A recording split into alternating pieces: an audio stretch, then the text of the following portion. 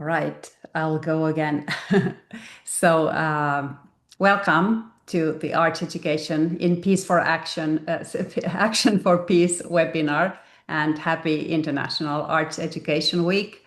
My name is Mira Kallio-Teiven.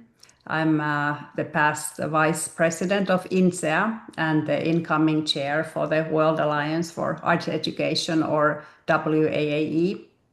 I'm also professor of art education at the University of Georgia in the United States, and have been interested in questions of peace and peace building through arts education in my own research for many years.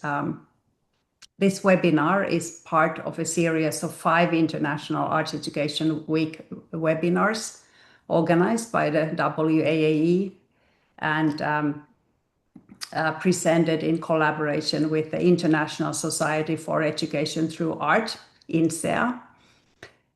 These both organizations are UNESCO partner organizations, and I'd like to acknowledge that we are honored to have the president of InSEA, Patsy Podkin, and I believe both InSEA vice presidents, as also many of our world councilors joining us today for this event. If you're comfortable doing so, please turn on your camera. You have the camera on. Please give a little wave that we can recognize and welcome you, all InSEA members. Thank you. Hello, good evening. My name is Samina. I am from Bangladesh in Dhaka. Thank you. Thank you. Welcome. So in today's webinar, we will explore how culture and art education can foster empathy, ethical awareness, dialogue, and more peaceful futures during times of global uncertainty, violence, and displacement. And together, we will examine how teaching and learning in and through the arts can address human and more than human suffering, cultivating critical awareness of contemporary world events and contribute to more inclusive, caring, and socially engaged communities. I feel very fortunate to be joined today by 4 very distinguished panelists who will share their expertise and perspectives on these very important topics. And I will now start by inviting each one of them to introduce themselves just in a minute. But I will just talk a little bit about the practicalities. Following the introductions, I will pose a series of questions, a little bit overlapping questions. The idea is to have a conversation more than presentations. And I would also like to encourage everyone in the audience, all of you, to note down any questions and comments that might unfold. And then in the end, we'll reserve approximately 10 to 15 minutes for your questions and discussion. So please feel free to post your questions in the chat anytime during the panel. I will try and do my best to collect them throughout the session and bring them to the conversation during the concluding Q&A. So we have 1 hour here together today, and I'm looking forward to what I know will be a rich and engaging conversation. I also will share that unfortunately our 5th panelist, Annika Hellman from Sweden, had to withdraw last minute due to a family matter. Sending my warmest wishes and sadness that we are missing her today. So I will now turn to the panelists, and I will ask that if every one of you could please give a brief introduction to yourselves, including your current role, your area of work, and a few words about how your work connects and how you became interested in question of peace, empathy, and social justice, and what role these concerns play in your artistic, educational, and/or research practices. I will also post all of my questions, including this one, in the chat so that you don't need to try and remember uh, them by heart.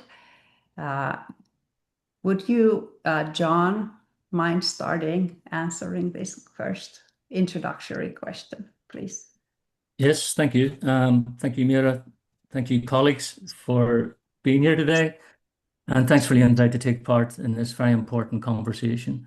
It's good to see some people out there that I know. Hi, Dennis. Hi, Patsy. Hi, Susan. And there's probably other people around the world that have bumped into at some point. I'm John Johnston. I'm the UNESCO chair holder for issues-based art education, conflict prevention, and the development of intercultural dialogue based at Artes University of the Arts in the Netherlands. Um, I My interest in peace building through the arts is very much from a lived experience. As some people may already have clocked on, my accent is from Belfast. I'm from Northern Ireland. I've traveled and worked across the world, but my accent hasn't changed that much in the times. I grew up in the midst of the conflict in Northern Ireland, which people say was between Catholic and Protestant. Really, it was much more complex than that. And of course, that conflict had a marked on my life and on my work. I'm an artist. I'm an educator. I'm an artist educator, and I'm a researcher. And peace building through the arts has been very much at the center of my work, probably for my entire career. I've worked in studio practice at that stage, making art about conflict, and realized that that wasn't enough for me, and decided to step out of the studio toward the work of education, and realized that education wasn't enough for me to be able to make an impact on this. I tried to bring both things together. And after 10 years of working as a school teacher, I decided to do a master's degree in conflict prevention at the University of Ulster. And that was very theoretical. The idea was to bring both these worlds together, art, education, and the field of conflict resolution together. Yeah, I think that's briefly me. Thank you, John. How about Olga? Hi, everyone. It's exciting to see so many different people in the audience, an international audience. So my name is Olga Ivashkevich, and I'm a professor of art education at the University of South Carolina. I've been working around the issues of social justice my whole career. I particularly interested, or was interested, still interested, in writing about anti-carceral youth anti-carceral art pedagogies, and been working with youth in criminal justice system here in the US, looking at the issues of discipline and punishment that sort of overtook the schooling system here in the United States. So most recently, after Ukraine was attacked in 22, obviously my ethnic cultural affiliation with Ukraine kind of takes a big part in this interest.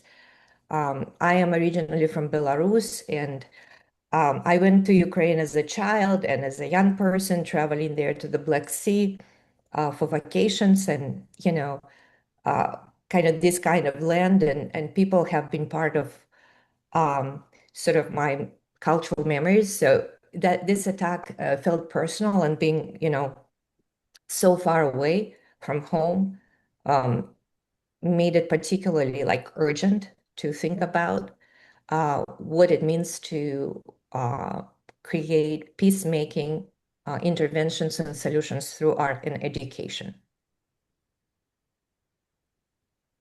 Thank you, Olga. And how about Oscar? Hi, everyone. I'm Oscar Keys. I am the acting interim department head of creative technologies and scholarship at Virginia Commonwealth University Libraries, where I'm also adjunct faculty in the art education department with a focus in digital and media art. My dissertation research was about sort of the history of teaching the camera in the United States and the various ways that it can get entangled and be useful for talking about things, including war. And I owe a lot of credit to Olga Ivashkevich, who not only that I get to train with as an undergrad, but also was on my committee and sort of pulled out this piece about photo montage work that I had done and sort of looking at Martha Rosler inside of that dissertation project and said there might be something here and thinking about really applicable ways for art educators to bring in the visual culture of war in ways that children could understand. And so I was really excited to work on that piece and have just learned so much from both Michelle and Olga over the course of this process. So I'm excited to be here today to talk sort of about some of the like applications and ways that I see my pre-service teachers thinking and working their way through this, and especially in the rural southeast of the United States and thinking about some of those complexities where I'm also from, and some of the strategies that I'm sort of thinking my way through and working with my students. Thank you, Oscar. And moving on to Michelle. Michelle, you muted. Sorry. Yes, I am Michelle Dimitriadis. I'm a faculty of Penn State Art Education, Women, Gender, and Sexuality Studies, and Asian Studies. My research interest in peace art and its education has been coming from, also I work with the South Asian refugee from the Myanmar for last 14 years. And which is we focused on a lot of resettlement issues and the trauma issues in a different ways to approach to the the social kind of adjustment and assimilation. And by the time actually I began serving as a senior editor of our education journal in 2024, the world was witnessing an unprecedented escalation of a recent war and geopolitical crisis. Among 61 active military conflicts across 36 countries, major wars, including the Russian-Ukraine war and Israel-Hamas war and conflict in Sudan and Syria, Syrian war and the Myanmar civil war and Lebanese and Israel conflicts, it all came to dominate the year. This period was marked by historic peak in large-scale warfare and state-based violence. That really kind of catastrophic global warfare, what I'm observing, which is moving into a editorial title, Teaching Peace Education Through Art, responding to those military conflicts. So that's what I more actively engage in, through these two, major kind of special issues in our education, which is it's really aiming to growing recognition of the significance of fostering peace through art, which is a very kind of overlooked area within the education in broadly and within the art education in particular. That's kind of put me into the more kind of more actively engaged in this talk. Thank you. Thank you for the introductions. And I'm now posting the first actual panelist question for all panelists. And please feel free to jump in and answer in that order that you feel comfortable. I first post the question in the chat so everybody can look at it while I read it out loud. So in times of global uncertainty, violence, and displacement, what unique role can art education play in fostering empathy, dialogue, and more peaceful ways of living together? And how can we cultivate a sustained awareness of world events that pose a threat to one's life and safety?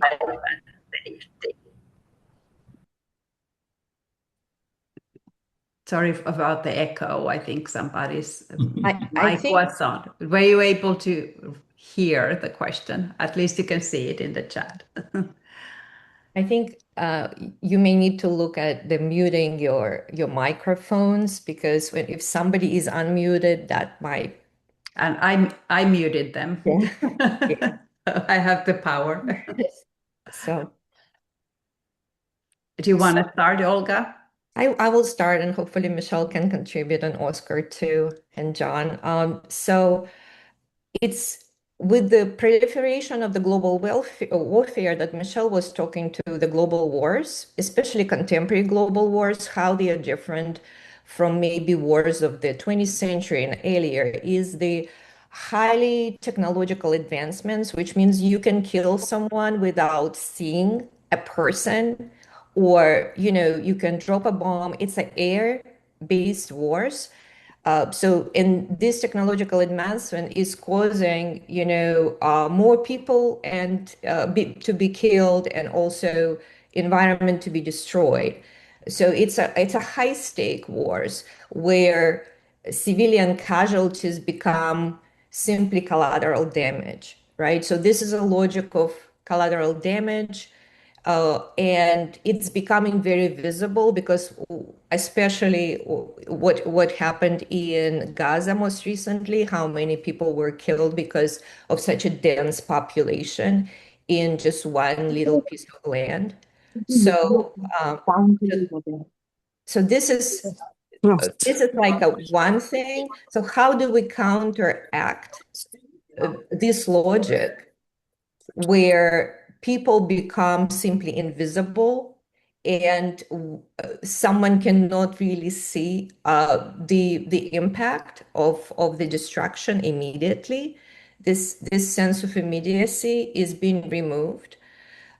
So this is where art and education come in, which means what, in Mira's question, how do you foster empathy? How do you foster the sense of closeness, the ability to feel, where the technocratic logic of the warfare disables that completely? And the more technologically advanced the wars become, the more this logic that Michelle and I have been working on a piece on logic of disposability. So this is what it is called. It's when environments and humans and non-human species become disposable, right? And so I wonder if Michelle can jump in with comments here. Unmute yourself, Michelle. Which is, that is kind of a context Olga bring out, that disposability. And which is, I think this media is also huge, play the role in a way that keep making distance from the actual, the people globally. So this global regions often see the war is very distant things. It's not really happening in our lives. Particularly, I am speaking from the more U.S. context since we are located in U.S.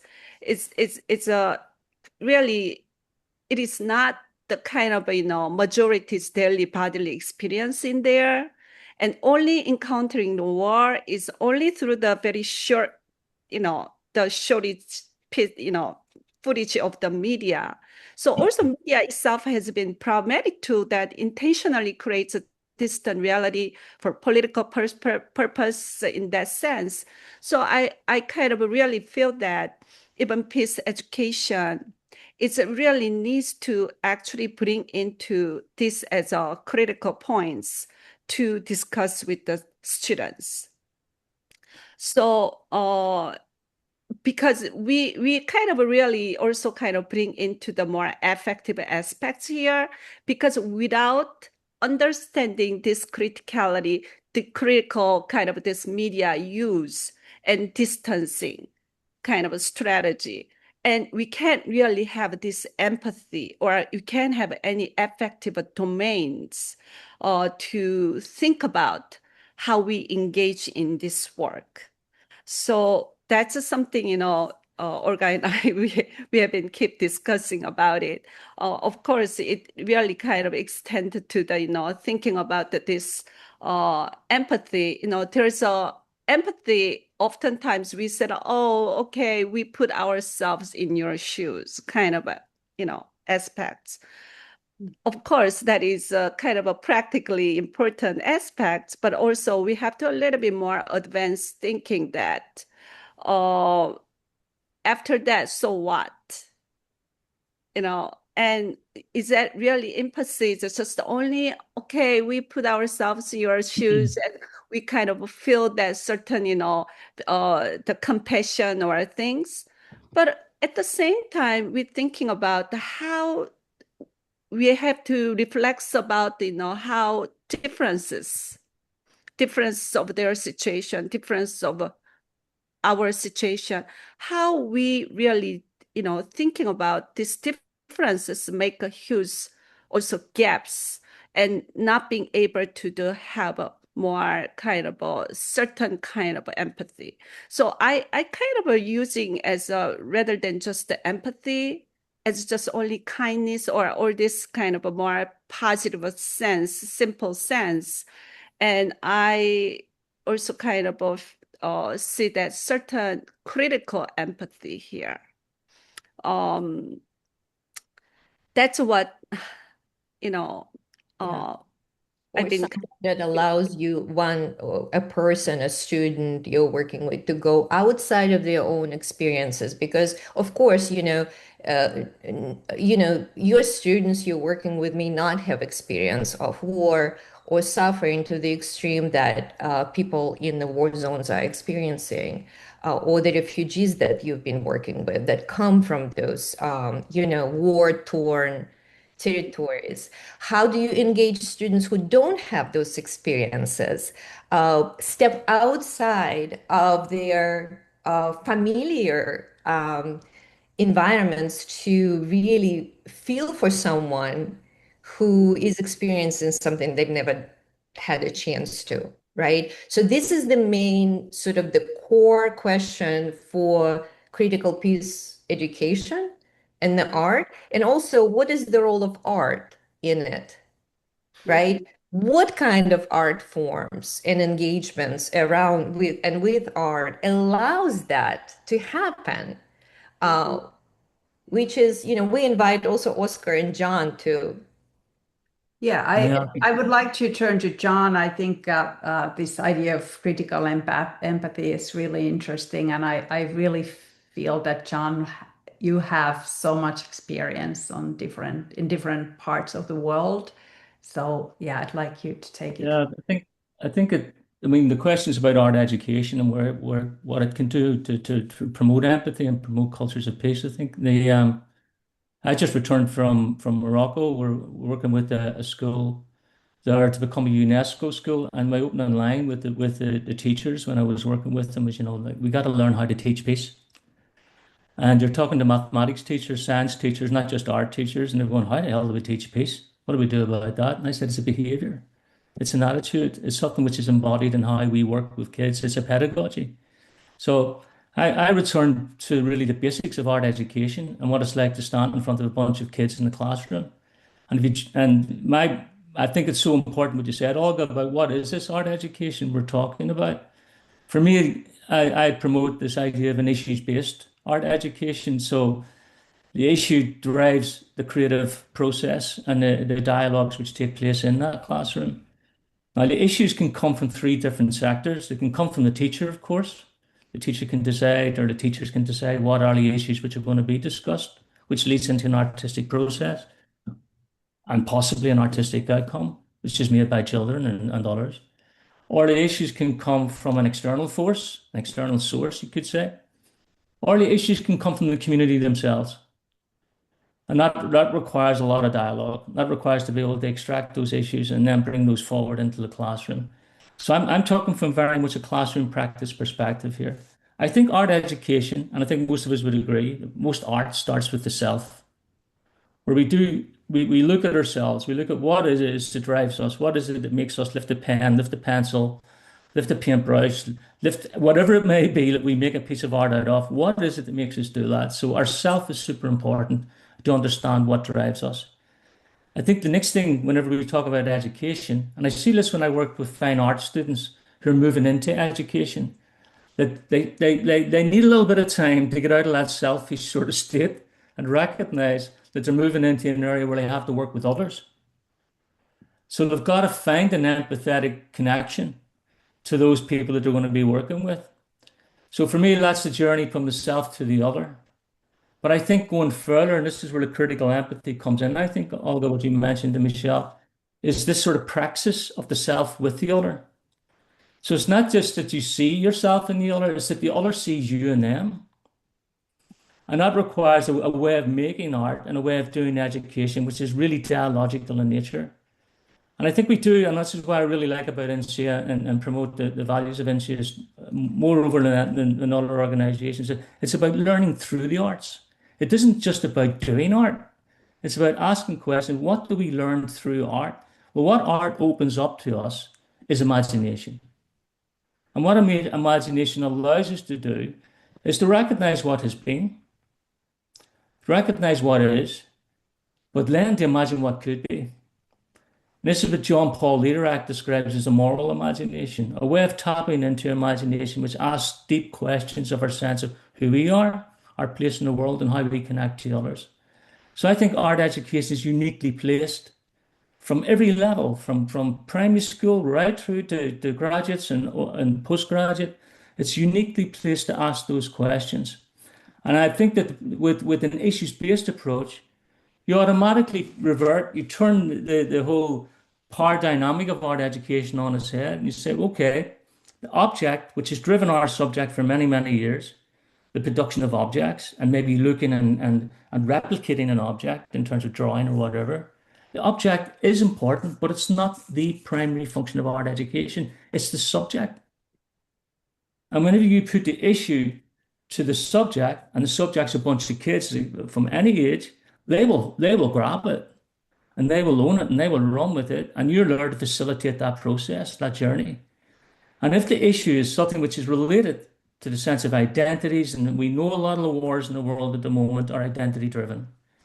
So it's super important that we engage with this issue of what it is that makes up an identity. And our subject, more than any other in the education curriculum, is uniquely placed to do so. So I would say that, where do you start with what art education can contribute to building a culture of peace? And I would say never stop to finish. It's always a process. But certainly art education offers us the mindsets, the tools, and the capacity to be able to say something about the world and connect who we are as individuals to that world. And I think that's where you find what I call the empathetic objective. Excellent. Thank you so much. Oscar, do you want to add on this before we move forward? Yeah, I think I'll be brief because I know we have a lot more questions, but I think the one thing I might also add, and this is what I talk to my pre-service teachers about often, is like their expertise in the school context is uniquely positioned to handle these images from visual and media culture, right? Like who else in the school classroom environment is going to be able to like take a complex image of war and help someone understand that? And just I think I try so hard to work with my teachers to understand where their own expertise already is to build up that confidence to take on these topics because so often I'll hear like I don't feel like I'm equipped to handle that or I don't feel like that belongs in my classroom or I'm worried I'll do something wrong. And certainly there should be thought and care and intentionality behind all of that. And also, I think speaking to the strengths of art teachers, just as John was saying, like this is where that content has a home. And so I just wanted to kind of close with echoing all the great things that folks had already said, and then just reminding art teachers that they already have a lot more expertise in tackling some of these issues than I think they realize. And I feel that you, Oscar, already moving towards the second question, which I'm placing now in the chat, in terms of the classroom practices, and I think John also already covered so much of this, but maybe if you want to expand to think about the conditions and environments that art education create and can create in classroom spaces where difficult topics such as war, displacement, ecological crisis, and human suffering can be addressed ethically and thoughtfully. These are topics that are sometimes difficult to grasp and maybe easy to leave aside. But how you, in your experience, there is a safer space possibly to Yeah. deal with this? So I've been thinking about this a lot since I worked on the piece for the art education issue and have expanded. So I think the first one that I think is really useful is to like look to artists who have worked with materials from times of war. Sometimes historical elements can be really useful to talk about the present. I know that even in Mira's work, you had this beautiful archive piece, and I think photographs and archives lend themselves really well to being classroom objects because there's this historical element that can be really helpful. And I think you can find more collaboration and using historical images from war with other teachers. There's something I think tougher about bringing in contemporary images, especially with like younger and younger audiences. But I've noticed that a lot more teachers seem to be comfortable with World War II, for instance, which in the United States makes a lot of sense because there's a narrative that is supported, right, across the curriculum. And so I find that that can be useful as a starting point to expand to contemporary issues. The second mode that I've been starting to collect materials from, and a lot of this is actually inspired by Olga's work with children's art, but I've been starting to collect art made by children during times of war as a way of drawing connection across different ages. So you're working with the actual visual media made by children during those times and looking at the similarities that children in places where conflict is not present and working through that. But, images made with crayons or images made with crayons. And that can be a point of similarity to draw connection and empathy with younger audiences. I think it's also easier to talk about those images when they are made by children for teachers, right? Like art teachers feel well positioned to talk about children's art. So I think that can be really helpful as a strategy. And then the third one is one that I'm like working my way through. For some context, I'm from a very rural conservative area in the deep South in the United States, where a lot of the artists that I would want to bring in, like Martha Rosler, would like not even be a topic of conversation in the classroom. And so I've been looking really thoughtfully at art made by veterans. And so people who served in the military, but came away from that experience with a critique of war, or with a sensibility. So Charles Zuri's work has been someone who I've been pulling and drawing a lot of inspiration from. He was also an early computer digital media artist. And in similar ways to what Michelle and Olga were talking about earlier with the technology impact of war, I don't think it's any accident that a lot of digital media artists are taking to task the technology aspect of that. So I've been really drawn by some of the artists from as early in the 60s and 70s who were being really critical of the computer technologies and making work that responded to that and how that's drawn into the contemporary era.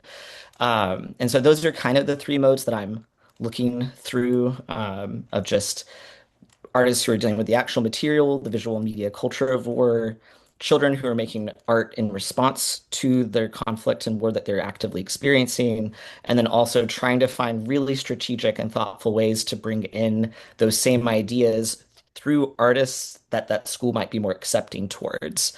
And so those are some of the ways that I'm kind of thinking about it. And I think because there's flexibility in the arts curriculum, artists are really well positioned, art educators are well positioned to do this. You can be really creative in the ways that you build out curriculum. So that's where I would kind of start and pass it off. Mhm. Yeah, I can contribute since Oscar started talking about particular artists and entryways. So there is a great artist, actually a contemporary artist, and he talks about various conflicts around the world. Christopher Ditchko, he is a Polish American artist, and he has been doing the conflict related work, around. He went to Hiroshima to do his big installation projections, and he did also projected the testimonials of war veterans on American status in the United States. Like he spans from, like, he talks about international conflicts, about refugees, and his body of work is to talk about the institution of war and kind of critique it at large. He doesn't focus on particular conflict. He just finds them around the world and kind of does these media projections and installations. So his work is great and would be very appropriate to bring into the classroom. It's interesting that he goes war spectacle. Mo brings very intimate testimonials by survivors that he incorporates into his projections, which always have sound. And so it's quite powerful.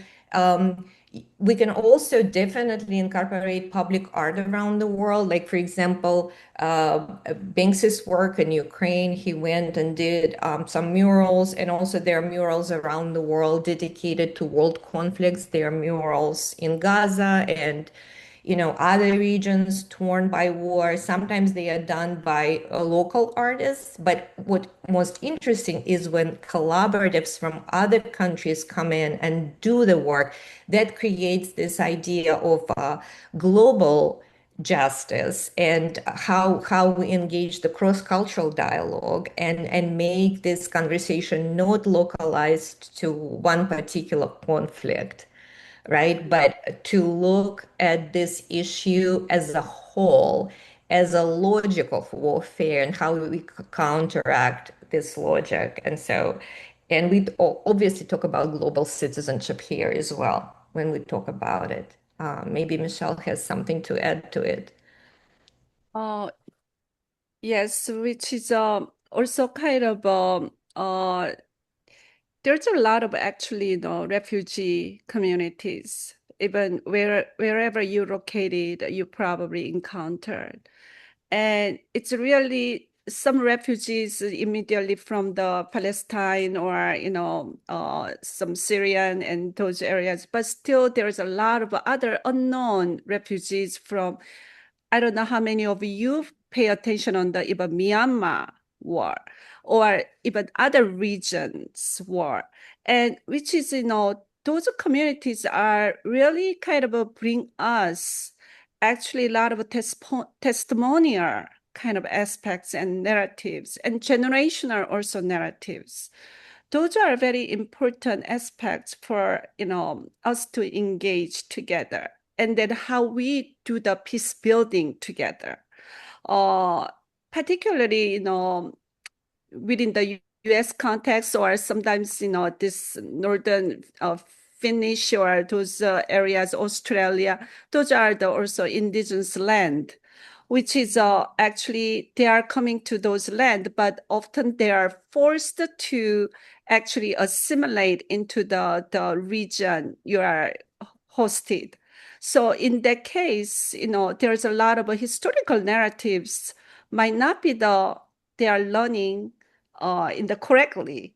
And also, in that sense, it's connecting to even, refugee, indigenous, Black, and even other minoritized communities for solidarity to make this peace building, as well as there's a lot of more than humans aspects. There's natures and animals and all those, which is we often do not pay attention in this peace education.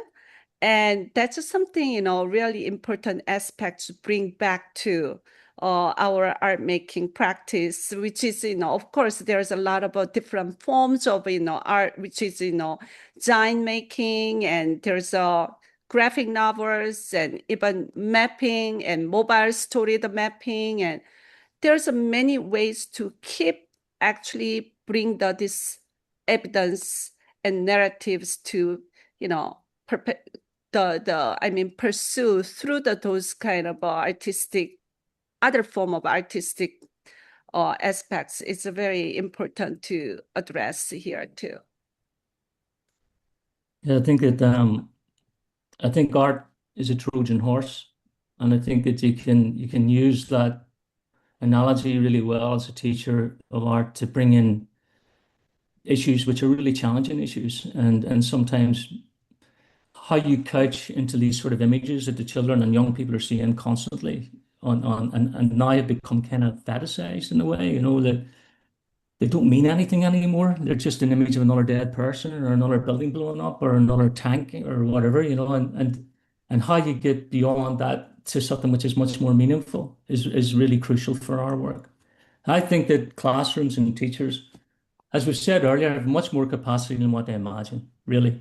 And I think that there's a lot of talk at the moment about safe spaces and be able to have conversations about Israel, Palestine, and particularly here in the Netherlands, it's a really challenging conversation to be had.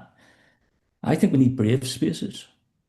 I think we need to have the courage to enter into the spaces and create the conditions by which we can address these sort of challenging conversations, the difficult conversations.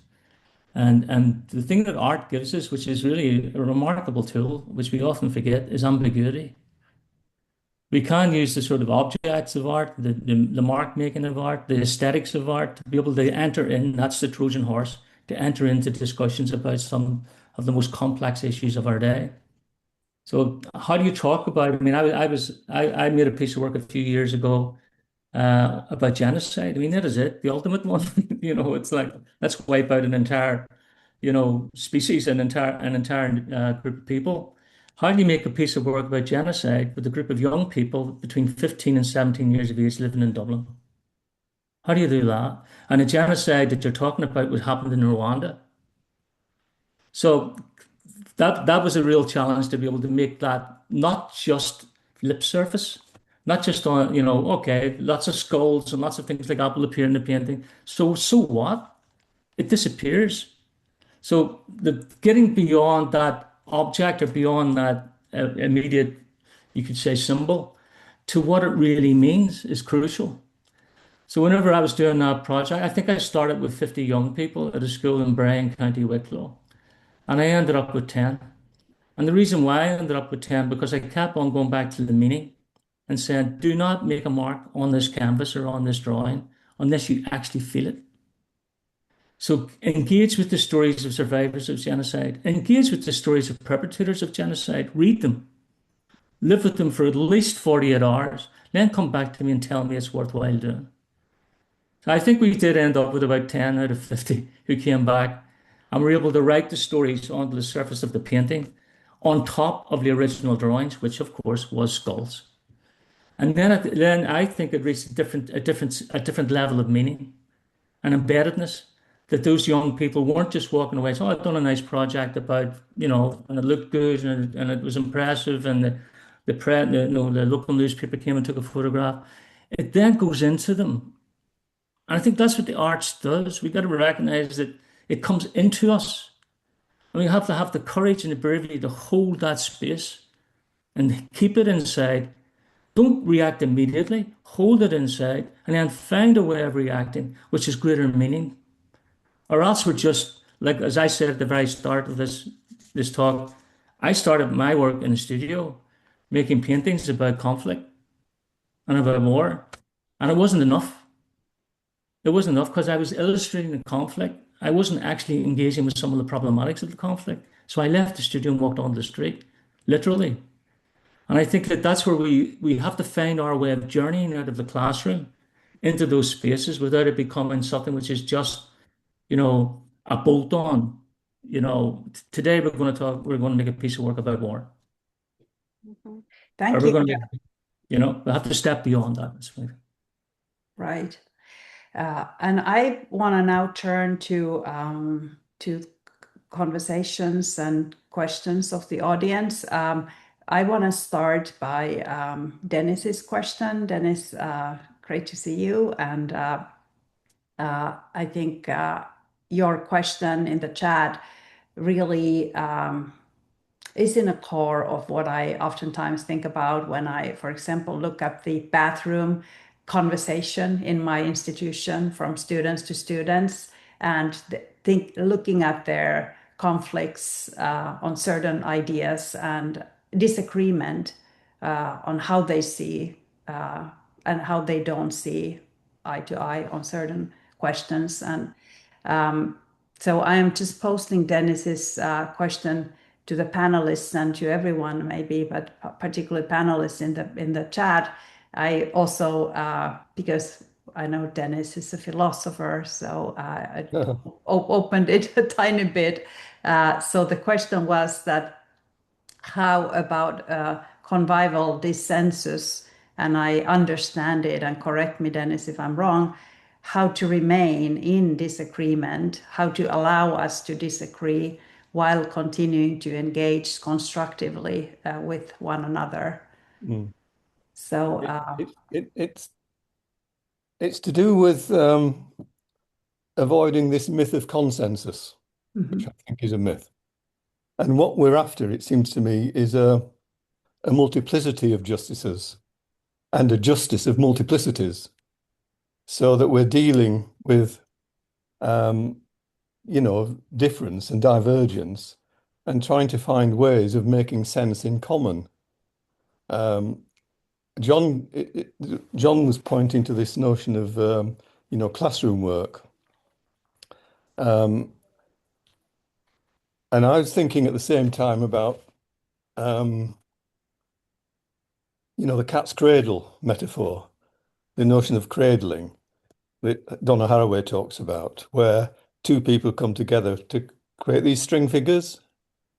But it isn't that, and this notion combines with this notion of responsibility. Now, I don't mean responsibility of someone taking responsible. I'm talking about an event of responsibility. And out of that event of responsibility may emerge capacities to respond. And at the same time, we have to recognize, this is Whitehead, our experience of, our enjoyment of actuality is a value experience. And that emerges in childhood before language. And this is the inhuman that Lyotard talks about, which we often forget when we become human. And in becoming human, we become inhuman through the kind of some of the facilities that we create, the kind of institutions and so on and so forth. But Whitehead talks about this notion of, what was I saying? A value experience. And the best way of thinking about that is to have a care. Here is something that matters. And if you think about that in terms of a classroom situation, how does something matter to each individual in that classroom? And this brings in the cat's cradling thing. What you have is a questioning situation. There's no subject there. There's no teacher, no pupil. There's a questioning situation out of which can emerge capacities to develop and find ways of expressing, etc., etc. So we're talking about, in terms of teachers, in terms of students, of works in progress. Not about subjects or teachers, children, but of work in progress, which is continually happening. And the complexity of a course in a classroom is you've got 35 kids in a class or whatever. And how do you deal with these works in progress? So this is what some of the thinking that lay behind this notion of dissensus, a convivial dissensus, which obviously came from Rancière and his work on that idea. Sorry, I think I've said enough. that was Dennis's question to the panelists. I think that, and again, coming back to my own experience of working with different sides of conflicts and young people particularly, that again, I think the language of art offers us a way of being able to find disagreement and find creativity in disagreement. And often in that process of getting to that point, there's new agreements made which weren't imagined previously. And those agreements aren't just about and sometimes the art, the aesthetics and materiality of making an artwork helps reach those agreements. But sometimes it gets in the way, as you've often Sometimes said. it gets in the way, yeah. But the decision-making process, which goes towards saying this has meaning, and I think that word is crucial, Dennis, that meaning. What does it mean to be human? What does it mean to be in this place at this moment in time? Is a critical question that we really want to promote through the work that we do. So And it's also, finding that shared space isn't necessarily what it's about.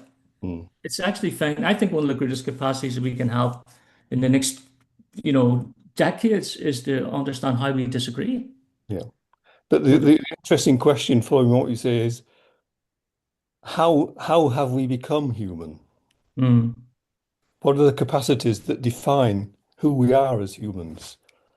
And having the ability, and we do this through art, we do it through other mechanisms, of questioning these assumptions of what it is to be human, Mm.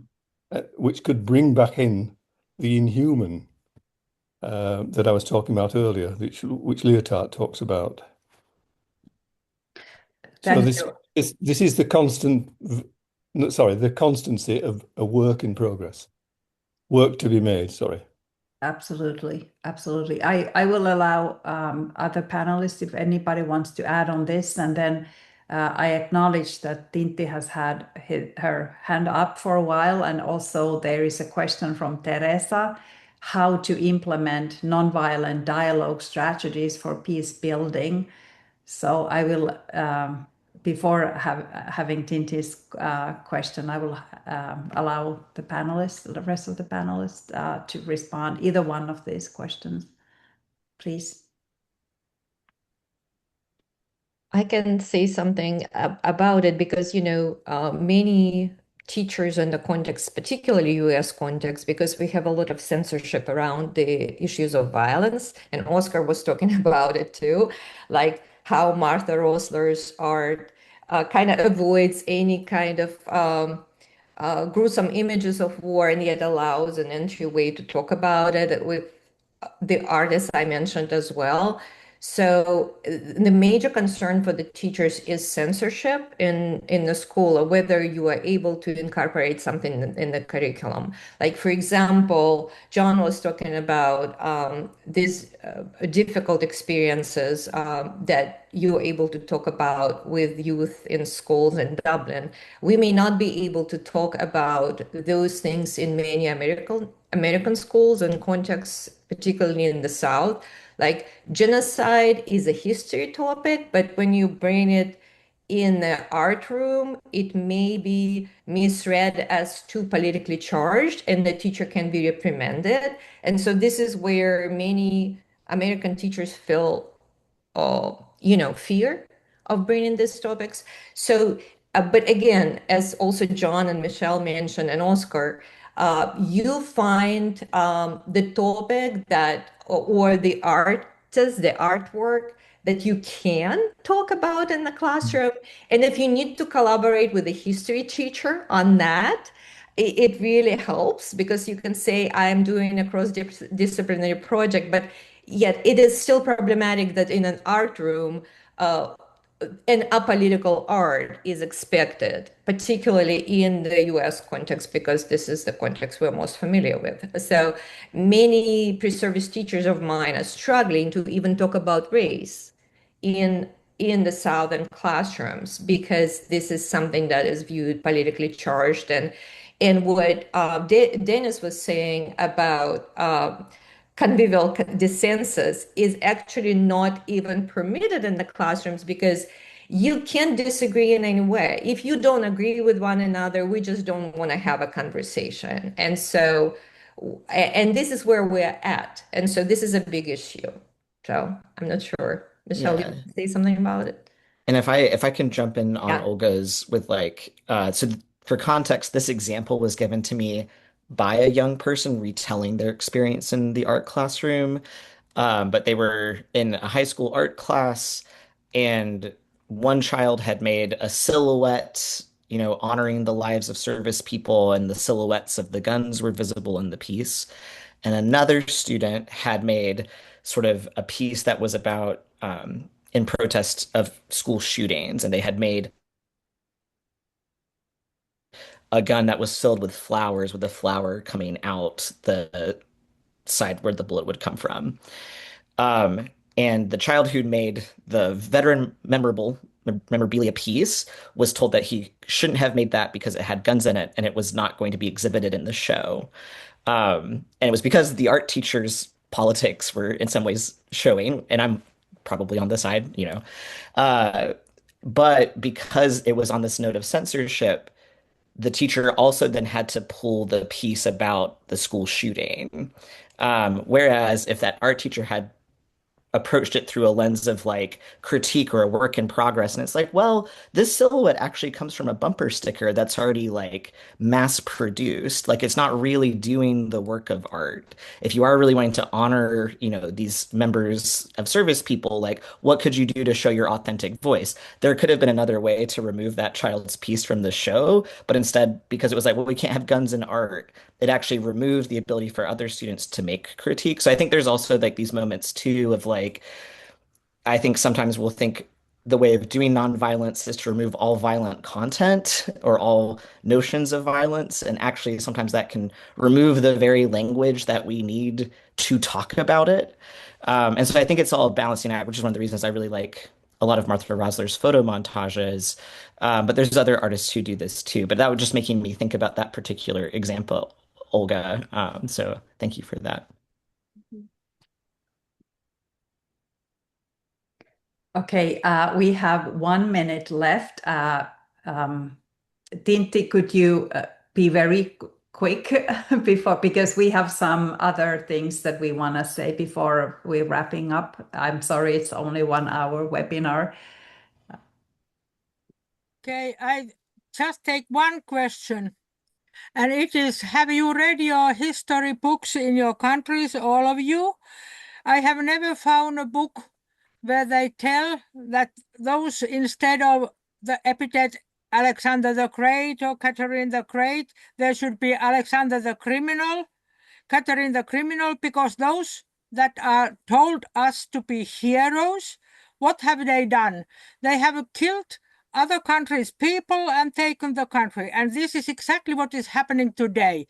And we teach it in the philosophy of most games to children from the very beginning. I can be good only if you are worse. Most games and plays are so that I am very good if I am better than you. And for me, it is the wrong philosophy because we could be both good instead of me making you worse. I am not taking your time more. Thank you. Thank you, Tinti. Excellent point. Yeah, very important. Okay, I am now turning to our InSEA president, Patsy Potkin, would like to say something before we wrap up, please. Good afternoon, good morning, good evening, everybody. It's lovely to see so many familiar faces and some we haven't seen in a while. This is my opportunity to thank everybody. Firstly, I want to thank Mira Kaliotavan for organising the webinar and for taking on the role of the InSEA representative on the WAAE. When she took on that role, she didn't realise that she was going to be the chairperson of the WAAE, but I have to thank her sincerely. And I'd also like to thank the fantastic speakers today. Really, really enlightening. Lovely to see John, whom I know. North and south of the border, we've had conversations about peace, and I'm very glad to say we're in a place of peace at the moment. But there is one person I would like to remember today especially, and that is our past president, Marie-Françoise Chavin, who unfortunately died during the week. And the reason I would like you to remember her today is because of the work that she did with UNESCO. She was dedicated to art education and UNESCO, and she was our representative with UNESCO. And just to say that her legacy will live on, and InSEA will continue to collaborate with UNESCO. So once again, thank you everybody, but particularly thanks to Mira. It's been fantastic. Thank you, Patsy, and thank you everyone for joining today, and thank you particularly our panelists. Thank you, Michelle, John, Olga, Oscar. It was really just such a mind-blowing conversation, and thank you everybody who contributed. And I think this is one of the new starts for hopefully something that we can take forward.